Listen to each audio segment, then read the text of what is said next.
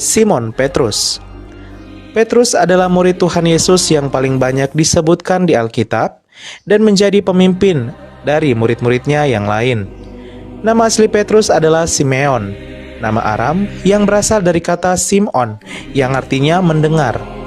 Bentuk Yunani Simeon adalah Simon. Ia pertama kali diperkenalkan oleh Andreas, saudaranya, kepada Tuhan Yesus. Petrus sering melakukan pelayanan ke kota-kota lain di luar Yerusalem. Ia pergi ke Lida dan Yope, Antioquia, dan juga Korintus. Hampir bisa dipastikan bahwa Petrus juga ke Roma, pusat kekaisaran Romawi. Kemudian Petrus mendirikan gereja di Roma, dan tradisi mengatakan bahwa di kota Romalah Petrus meninggal bersama Paulus pada masa penganiayaan Kaisar Nero. Dikatakan bahwa ia disalibkan secara terbalik dengan kepala di bawah atas permintaannya sendiri, sebab ia merasa tidak layak disalibkan dengan kepala di atas seperti gurunya Tuhan Yesus. Makam daripada Rasul Petrus ini terdapat di dasar gedung gereja Katolik Basilika Santo Petrus di kota Roma, Vatikan, yang menjadi gereja terbesar di dunia dan pusat dari gereja Katolik. Petrus meninggalkan warisan berupa kitab suci, yakni surat 1 Petrus dan 2 Petrus yang diduga kuat ditulisnya dari kota Roma. Selain itu, menurut tradisi dan penelitian para pakar Alkitab, pengaruh Petrus juga sangat kuat di dalam penulisan kitab Injil Markus. Rasul Petrus dalam gereja Katolik dikenal sebagai pemimpin gereja yang pertama, yang kini digembalakan oleh Paus Fransiskus, yaitu pemimpin gereja Katolik ke-266. 2. Andreas. Andreas adalah saudara Simon Petrus. Arti namanya dalam bahasa Yunani yaitu jantan. Andreas adalah murid pertama Tuhan Yesus. Sebelumnya ia adalah murid Yohanes Pembaptis. Menurut tradisi, Andreas menghabiskan tahun-tahun terakhir hidupnya di Skythia, bagian utara Laut Hitam.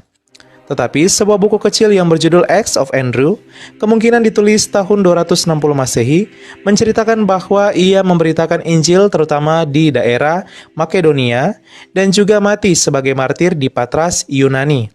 Dikatakan bahwa Andreas disalibkan di kayu salib berbentuk huruf X, sebuah bentuk religius yang kini dikenal sebagai salib Andreas. Bangsa Skotlandia menjadikan salib Andreas ini sebagai lambang bendera negara mereka. Pada tahun 357, relik Santo Andreas dipindahkan ke Konstantinopel yang kini disebut Turki. Relik merupakan sebuah benda peninggalan ataupun tubuh daripada orang kudus yang dihormati tersebut. Pada tahun 867, tengkorak daripada Rasul Andreas ini dikirim kembali ke Patras, dan pada tahun 1208, tengkorak yang tersisa di Konstantinopel dikirim ke Amalfi, Italia.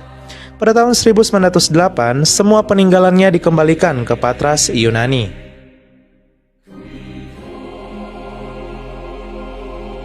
3. Yakobus. Nama Yakobus berasal dari bahasa Yunani, Yakobos, yang diambil dari bahasa Ibrani, Yakov atau Yakub, artinya penipu. Nama ayahnya adalah Zebedeus. Bersama saudaranya Yohanes, ia dipanggil menjadi murid Tuhan Yesus ketika mereka sedang menjala ikan. Nubuatan Tuhan Yesus akan kematian Yakobus kelak digenapi ketika Raja Herodes membunuh Yakobus dengan pedang, sekitar tahun 44 Masehi. Kisah Para Rasul bab 12 ayat 2. Yakobus menjadi martir pertama dari 12 murid Tuhan Yesus. Selain Yudas Iskariot, hanya kematian Yakobuslah yang dicatat di Alkitab. Yakobus juga dikenal sebagai Santo Pelindung negara Spanyol. Menurut tradisi yang lain, ia dikatakan telah dimakamkan di Santiago de Compostela setelah jasadnya dibawa ke sana ketika ia dipenggal di Yerusalem. Situs ziarah ini berasal dari abad ke-9. 4. Yohanes. Nama Yohanes dalam bahasa Yunani adalah Iones, yang berasal dari bahasa Ibrani Yokanan atau Yohanan, yang artinya pemberian Tuhan. Yohanes dikenal sebagai murid yang dikasihi Tuhan Yesus yang bersandar dekat kepadanya pada saat perjamuan Paskah terakhir. Yohanes juga merupakan saudara Yakobus dan mungkin lebih muda daripada Yakobus, sebab di kitab-kitab Injil namanya selalu disebut sesudah Yakobus.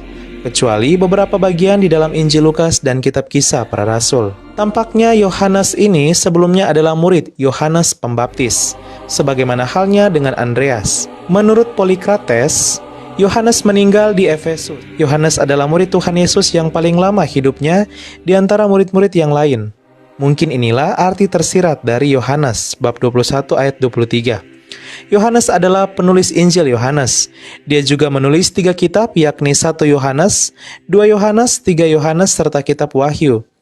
Dengan demikian, Yohanes adalah murid Tuhan Yesus yang paling banyak menulis kitab suci, dan dikenal sebagai Rasul Kasih yang banyak menulis tentang kasih. Ia membuktikan bahwa wataknya yang keras itu telah diubahkan oleh Tuhan Yesus. Dilansir dari situs ChristianityExchange.com, jenazah dari Rasul Yohanes ini belum ditemukan.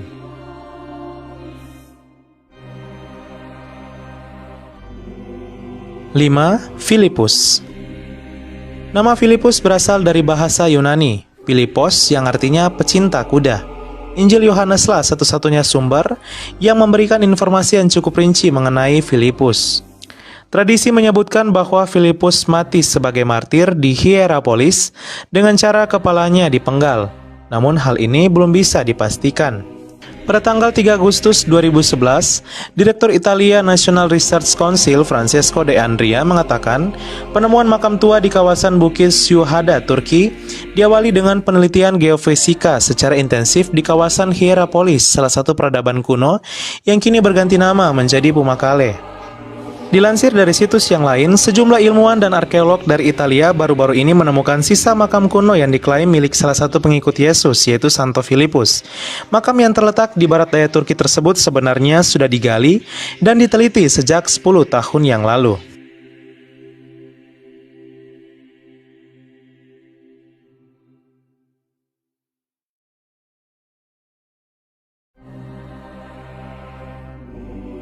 Enam, Bartolomeus.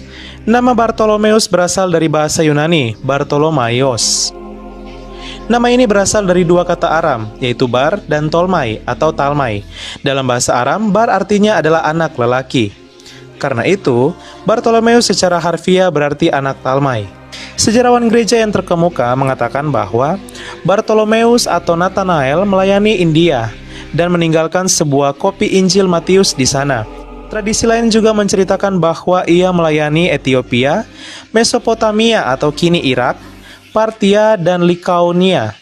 Bartolomeus juga dikenal sebagai yang membawa Injil ke negara Armenia. Tradisi lain mengatakan bahwa Bartolomeus telah mati menjadi martir di Albanopolis, Armenia, dengan jenazahnya dibelenggu. Dan kini jenazahnya berada di Basilika Santo Bartolomeus di Roma pada tahun 1180. 7. Thomas. Thomas adalah salah satu murid yang paling banyak disebut di dalam tradisi gereja perihal pelayanan, karya, dan kematiannya. Namun tradisi yang paling bisa dipercaya adalah yang menyebutkan bahwa Thomas menjadi misionaris di negara India. Konon ia mati sebagai martir di sana dan dikuburkan di Milapori yang sekarang pinggiran kota Madras. Nama Thomas terus dikenang oleh sebuah gereja yang bernama Mar Thoma yang berarti Tuan Thomas. Ada banyak buku yang diklaim ditulis oleh Rasul Thomas, yang paling terkenal adalah Injil Thomas. Namun, semua buku tersebut ternyata adalah palsu sehingga tidak dimasukkan dalam Alkitab. Sumber lain menyebutkan bahwa ada sejumlah tempat yang terkait dengan kemartiran dan penguburan Rasul Thomas. Tetapi yang paling umum diterima yaitu saat Thomas menjadi martir di Gunung Thomas di India dan pemakamannya berada di dekat tempat Basilika San Tom. Basilika ini adalah sebuah gereja Katolik yang dibangun di India untuk menghormati Rasul Thomas. Tidak jelas kapan tepatnya situs itu dikaitkan dengannya, tetapi tampaknya paling lambat adalah tahun 1523. 8. Matius, yang dalam bahasa Ibrani yaitu Matityahu, disingkat Matai, yang artinya pemberian Tuhan.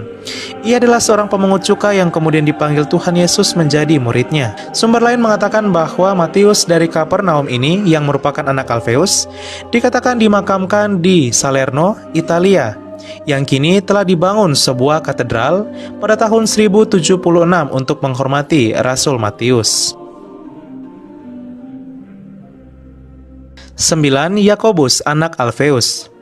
Kitab-kitab Injil hanya menyebut nama Yakobus anak Alfeus dalam daftar para rasul. Injil Matius bab 10 ayat 3. Sebutan muda ditambahkan mungkin untuk membedakannya dari rasul lain, yakni Yakobus anak Zebedeus. Cerita legenda mengatakan bahwa Yakobus anak Alfeus ini mengabarkan Injil di Persia yang kini merupakan negara Iran dan disalibkan di sana, tetapi hal ini belum dapat dipastikan.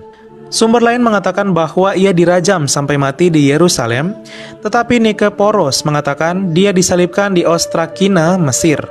Peninggalannya ada di Santi Apostoli, sebuah tempat di negara Italia bersama dengan Filipus. 10. Tadeus. Nama Tadeus dalam bahasa Yunani adalah Tadaios, disebut dalam Injil Matius dan Injil Markus. Di dalam Injil Lukas, ia disebut sebagai Yudas, anak Yakobus. Tadeus pergi kepada Abgar setelah kenaikan Tuhan Yesus ke surga, dan ia tetap berada di sana berkhotbah di beberapa kota di Mesopotamia atau Irak. Sementara tradisi lainnya menyebutkan bahwa Tadeus dibunuh oleh ahli-ahli sihir di kota Suanir di Persia, Iran, dengan menggunakan pentungan atau lemparan batu. Sumber lain mengatakan bahwa Rasul Yudas Tadeus ini peninggalannya berada di Basilika Santo Petrus di Vatikan, Roma, Italia, di kompleks yang sama dengan Rasul Petrus. 11. Simon orang Selot. Di dalam naskah bahasa Yunani Injil Matius dan Injil Markus menyebutkan seorang murid bernama Simon orang Kanani. Di dalam Alkitab bahasa Indonesia terjemahan lama nama inilah yang dipakai.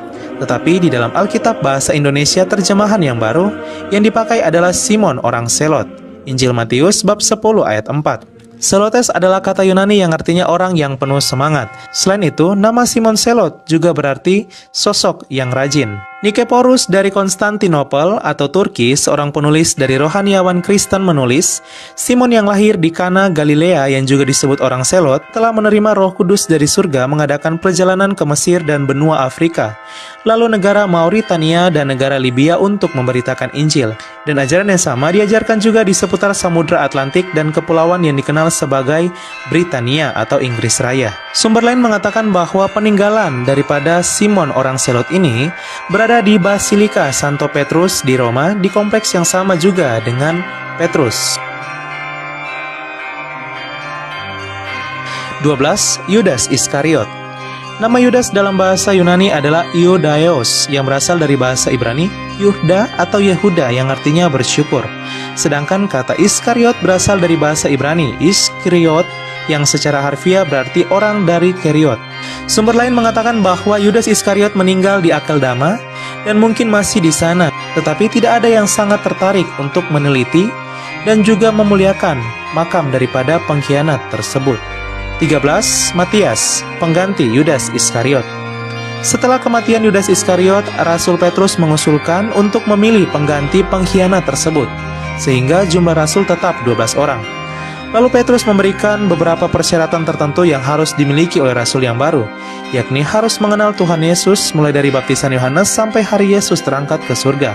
Para rasul menemukan 2 orang yang memenuhi persyaratan, yakni Yusuf yang juga dikenal sebagai Justus dan Matias. Mereka membuang undi untuk menentukan pilihan, dan pilihan jatuh kepada Matias sehingga ia ditambahkan pada bilangan para rasul. Dilansir dari sumber yang lain, orang-orang Yunani mengklaim bahwa Matias dimakamkan di Gonio, negara Georgia, tetapi umat Katolik juga telah memiliki relikwinya di Biara Santo Matius di Trier, Jerman, sejak tahun 1148.